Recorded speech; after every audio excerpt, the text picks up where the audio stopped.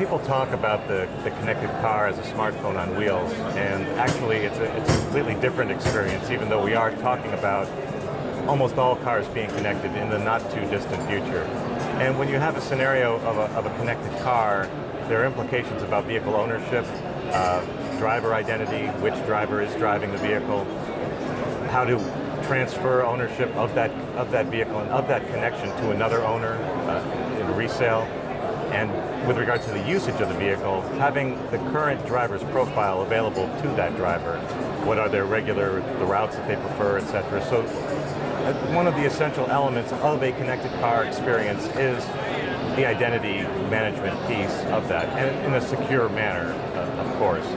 Increasingly, we're also talking about driver monitoring. So again, understanding the normal behaviors of the current driver and having that identity integrated contributes to a safer, richer driving experience. Just as a smartphone has many, many sensors in it, a car has quite a number of sensors as well, both in the seat and in the seat belt, and as well as within the vehicle and outside the vehicle. More and more there will be sensors in the steering wheel, so it's increasingly a comprehensive assessment of driver identification and driver state and condition. And this is the reason this is so important, is because we're talking about an increasingly automated driving experience. So we're going to need to better understand when the car needs to take over or help the driver out.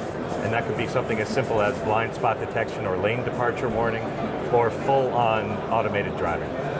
Going to the connectivity world and the telematics services, actually the legislation came out that OEMs need to implement e-call systems by default, actually.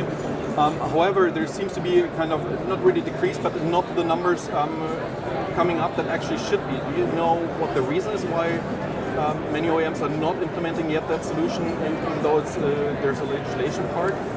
Well, so to enable a lot of these solutions in the real world, the ideal way to do such a thing would be to have a connection to the car. Unfortunately, even after 21 years of OnStar in the US and of course in some countries outside the US with OnStar, car makers are still conflicted over this idea of connecting the car, because once you've connected the car, the implications of that are quite significant and substantial. Now we're talking about using the connection in the car to avoid crashes. So that's a completely different value proposition. And the reality is car makers in Europe now are talking about putting 2 SIM devices in the car, one for infotainment applications and one for telematics and safety. In terms of 2 SIM cards inside of the car, so a dual SIM, dual active situation, what is the main reason for the OEMs to offer such kind of a solution?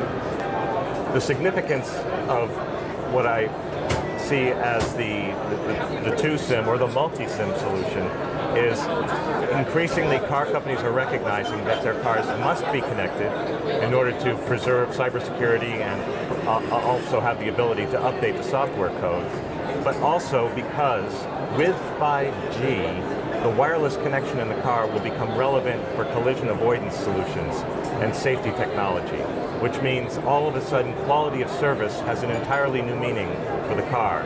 So not only are many of the European automakers and other automakers outside Europe talking about dual SIM, dual active, some of the Chinese automakers are introducing 3 and 4 SIM platforms. So the perception is we need a connection in the car that we can rely on at all times. This is also introducing the need to predict and understand the quality of service at any time of day on any road from all of the carriers that are available on that route, because we're looking for safety kind of reliability, functional safety kinds of performance from the wireless connections in the car. So just as the industry is just coming to terms with this idea of connecting cars and why we're connecting them, and this is in the context of it being a very expensive proposition, we've had a parallel discussion going on over B2B communications between vehicles, and presumably with no cost for that communication.